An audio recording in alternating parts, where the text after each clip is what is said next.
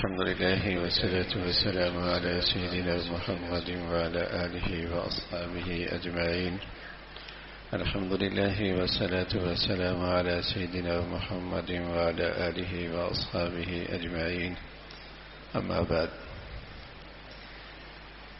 اللہ کے نبی صلی اللہ علیہ وسلم نے ایک سچے مسلمان اور ایک المؤمن الحق سچا ایمان والا، اس کی جو نمایاں خوبیاں بتلائی ہیں جس سے وہ معاشرے اور سوسائٹی میں دوسروں سے بہت ممتاز ہوتا ہے. بتائیے کہ مسلمان سچا ہوتا ہے، مسلمان اپنے عہد کی پاسداری کرتا ہے، مسلمان ہمیشہ دیانتدار ہوا کرتا ہے. یہ خوبیاں بتائی ہیں، اور مسلمان دوسروں کے لیے راحت کا باعث بنتا ہے، تکلیف کا باعث نہیں بنتا. تو آپ علیہ الصلوۃ والسلام فرمایا کرتے تھے اسلام کی اور ایک مسلمان کی جو بہت ہی نمایاں خوبی ہے وہ ہے حیا. اور آپ فرمایا کرتے تھے لِكُلِّ دِينٍ خُلُقٌ وَخُلُقُ الْإِسْلَامِ الْحَيَاءُ. ہر دین کا کوئی نمایاں خلق ہوتا ہے جس میں اس دین پر بہت زور اور بڑی خاص توجہ دی جاتی ہے. اسلام کا جو نمایاں پہلو ہے اور اس کی جو نمایاں خوبی ہے وہ حیا ہے. اسلام میں اس پر بہت توجہ دی جاتی ہے اور اس کی بڑی اہمیت ہے، اور یہ مسلمان کا بہت نمایاں وصف ہے. لِكُلِّ دِينٍ خُلُقٌ وَخُلُقُ الْإِسْلَامِ الْحَيَاءُ. حیا مسلمانوں کا ایک نمایاں وصف ہے اور ایک نمایاں خلق ہے جس سے وہ دوسروں سے بہت مختلف ہوتا ہے، حیا والا. اس لیے آپ علیہ الصلوۃ والسلام فرمایا کرتے تھے الایمان والحیا قرناء جمیعا اذا رفع احدهما رفع الاخر. ایمان اور حیا دونوں ساتھ ساتھ چلتے. جہاں ایمان ہوتا ہے، صحت مند ایمان، وہاں حیا ضرور ہوتا ہے، اور جہاں سے ایمان چلا جاتا ہے وہاں سے حیا بھی چلا جاتا ہے. یہ دونوں ساتھ ساتھ چلتے. ایسا نہیں ہوتا کہ ایک ہو اور دوسرا نہ ہو،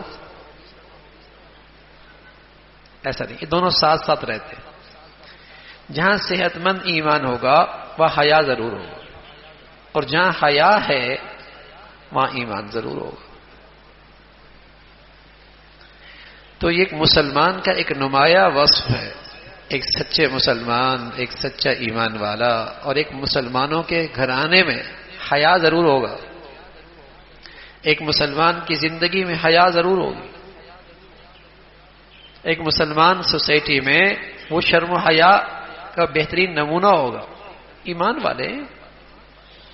آپ علیہ الصلوۃ والسلام فرمایا کرتے تھے بلکہ سارے نبیوں کا یہ ارشاد ہے اذا فاتك الحیا ففعل ما شئت. جہاں سے حیا چلا جائے وہاں پھر کچھ بھی ہو سکتا ہے. کسی کی زندگی سے یا کسی کے گھر سے یا کسی سوسائٹی سے یا کسی معاشرے سے حیا چلا جائے پھر وہاں کچھ بھی ہو سکتا ہے، اور وہاں کچھ بھی کیا جا سکتا ہے اور سنا جا سکتا ہے کہ اچھا یہ ہو گیا. ہاں، حیا نہیں تو ہو سکتا ہے. حیا نہیں ہے تو یہ کیا جا سکتا ہے. اللہ تعالیٰ حفاظت فرمائے، اللہ تعالیٰ حفاظت فرمائے. ایسے جو شرمناک واقعات آتے ہیں کہ سکے رشتوں کا بھی لحاظ نہیں رہتا، اور شکے رشتوں کے اندر بھی فاصلہ اور حیا کا نہیں رہتا. جب بے حیائی آتی ہے تو پھر سب کچھ ہوتا ہے. پھر یہ سارے شرمناک واقعات سوسائٹی میں پیش آتے. تو ایک سچے مسلمان کی زندگی شرم و حیا پہ ہوتی. بے حیائی کی اسلام کے ساتھ کوئی جوڑ نہیں ہے. بے حیائی آتی وہی ہے جہاں سے ایمان چلا جاتا ہے، اسلام جا چکا ہوتا. اس لیے آپ علیہ الصلوۃ والسلام فرمایا کرتے تھے الحیاء لا یاتی الا بخیر. جہاں حیا آئے گا وہاں بھلائی آئے گی، جہاں حیا آئے گا وہاں خیر آئے گی، جہاں حیا آئے گا وہاں اچھائی آئے گی، جہاں حیا آئے گا وہاں تعمیر ہوگی، جہاں حیا آئے گا وہاں صحت آئے گی، اور جہاں بے حیائی آئے گی وہاں تخریب آئے گی. وہاں برائی آئے گی، وہاں بربادی آئے گی، وہاں ہلاکت آئے گی۔ الحیاء لا یاتی الا بخیر، حیا تو خیر لے کے آتا ہے۔ اور فرمایا الحیاء خیر کلو، حیا تو سراپا ہی خیر ہے۔ الحیاء کلہ خیر، تو اس میں خیر ہی خیر ہے، اس میں تو کوئی نقصان کی چیز ہی نہیں۔ اس لیے آپ علیہ الصلوۃ والسلام فرمایا کرتے تھے ایمان کے 70 سے زائد درجے ہیں، 70 سے زائد، اور اس کا سب سے پہلا اور سب سے بڑھیا لا الہ الا اللہ، اور سب سے کم تر راستے سے تکلیف دہ چیز کو ہٹانا۔ فرمایا الحیاء شعبۃ من الایمان، لیکن حیا ایمان کا ایک خاص شعبہ ہے۔ 70 بتائے، پہلا بتایا، آخری بتایا، اور پھر اس میں حیا کو پھر نمایاں کیا اور اللہ کے نبی نے۔ حیا ایمان کا ایک خاص شعبہ ہے۔ حیا بڑی دولت ہے۔ دیکھو نا، اگر بچے کو شرم و حیا ہو تو بس اوقات وہ اپنے باپ اور اپنے بڑوں کے سامنے ناشائستہ حرکت نہیں کرتا، مجھے حیا آتی ہے، سبحان اللہ۔ اور جب یہ نکل جائے تو وہ اپنے بڑوں کے سامنے کیسے بیٹھے گا، وہ اپنے بڑوں کے سامنے کیا کر رہا ہوگا۔ تو حیا ایک اندر کی طاقت ہے جو آدمی کو بہت ساری ناشائستہ حرکتوں سے روک دیتی ہے۔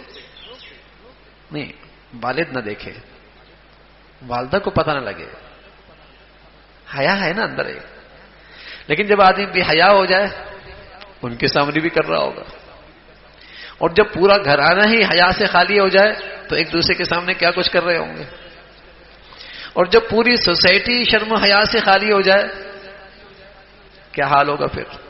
پھر اس انسان نما جانوروں کی زندگی میں کوئی فرق نہیں ہوگا۔ جانوروں میں حیا نہیں ہوتی، وہ سب کے سامنے کیا کر رہے ہوتے ہیں اور ان سے کوئی پرواہ نہیں ہوتی کہ دوسرے جانور بھی دیکھ رہے ہیں، اسے کوئی پرواہ نہیں ہوتی۔ اس لیے آپ علیہ الصلوۃ والسلام فرمایا کرتے تھے قرب قیامت میں ایسا ہوگا کہ کھلے سڑک پہ بے حیائی ہو رہی ہوگی تو گزرنے والا کہے گا تھوڑا سا کونے پہ ہو جاؤ، اگر یہ گندگی کرنی ہے تو تھوڑے سے کونے پہ سائڈ پہ ہو جاؤ۔ آج مغرب کا بے حیا معاشرہ،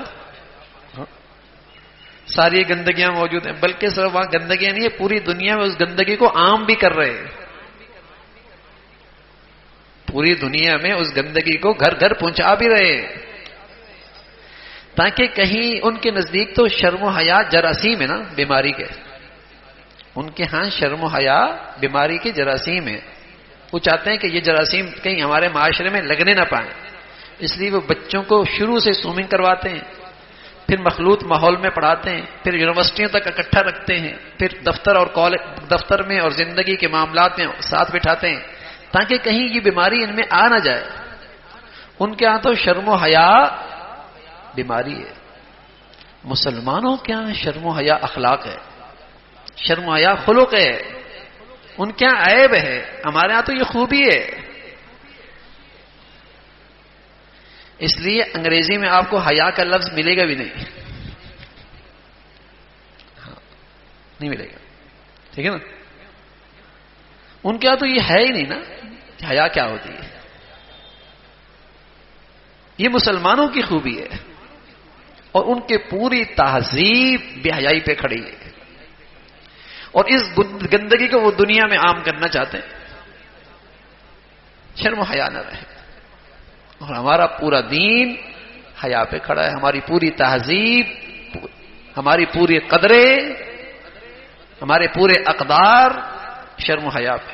باپ سے بیٹا حیا کرتا ہے، ماں سے بیٹی حیا کرتی ہے، چھوٹے بڑوں کا لحاظ اور حیا کرتے ہیں، بوڑھوں کا لحاظ اور حیا ہے، یہ ہمارے تو ہے ہی پوری تہذیب حیا پہ۔ حیا، لحاظ، یہ اندر ایک طاقت ہے۔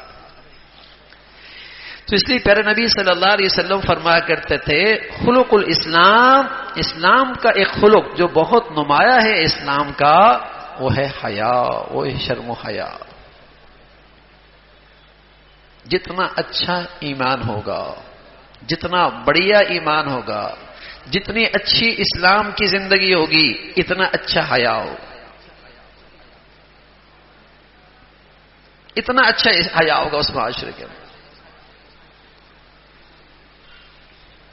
تو بہت نمایاں خوبی ہے. تو اسلام، مسلمان جو حقیقی ہوتا ہے اور حقیقی معاشرہ مسلمانوں کا ہوتا ہے، اس میں شرم و حیا ہوتی ہے. اور جہاں کوئی آدمی اس شرم و حیا کے لیے خطرہ بنے،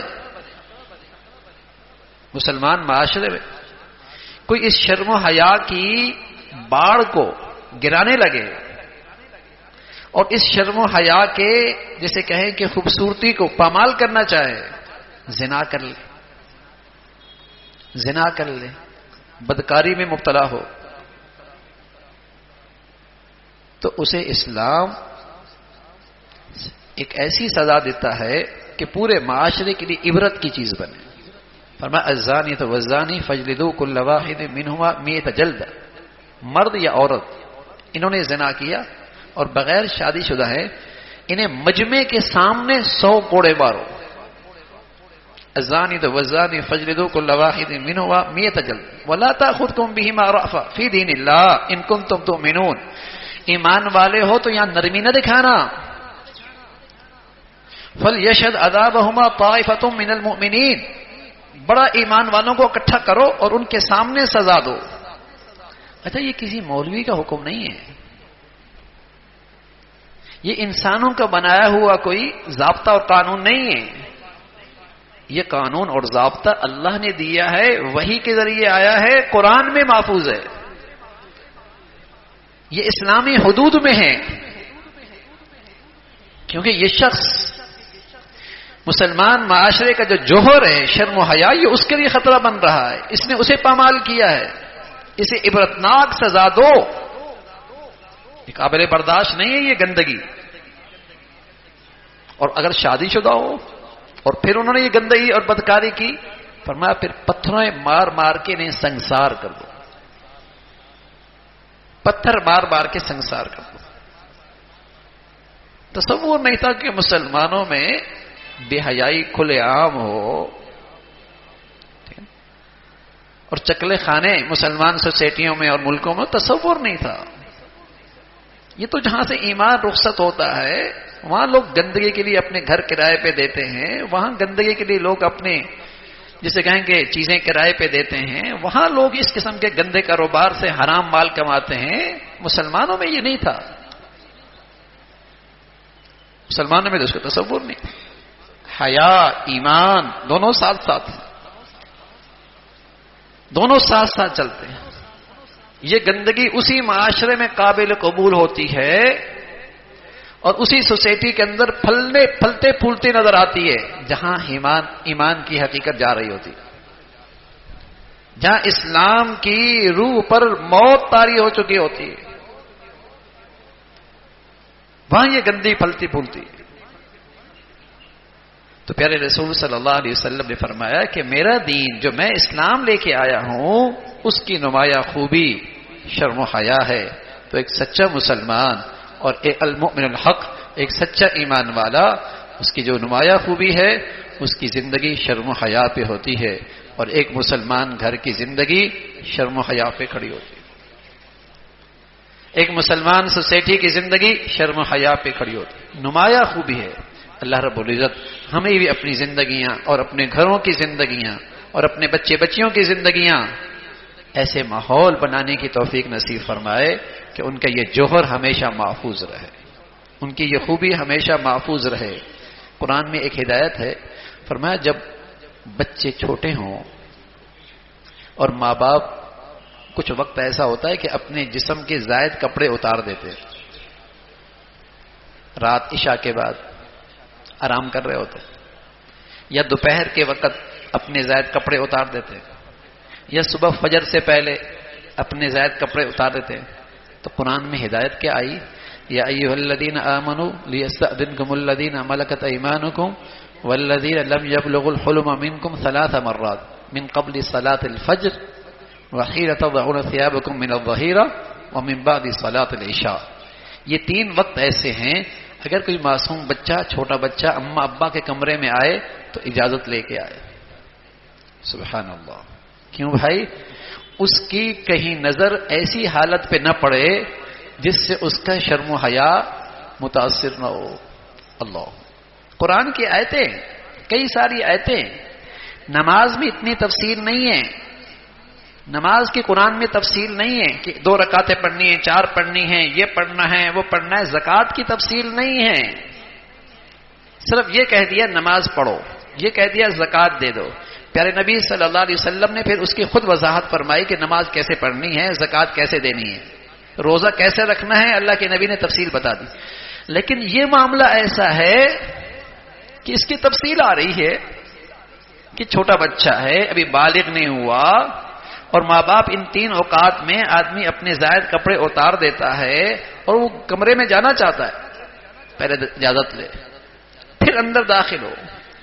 معصوم بچہ ہے، اس کے اندر ایک حیا ہے اور اس کے اندر حیا کا جوہر ہے، کہیں وہ چٹکنے نہ پائے، کہیں وہ متاثر نہ ہو. سبحان اللہ.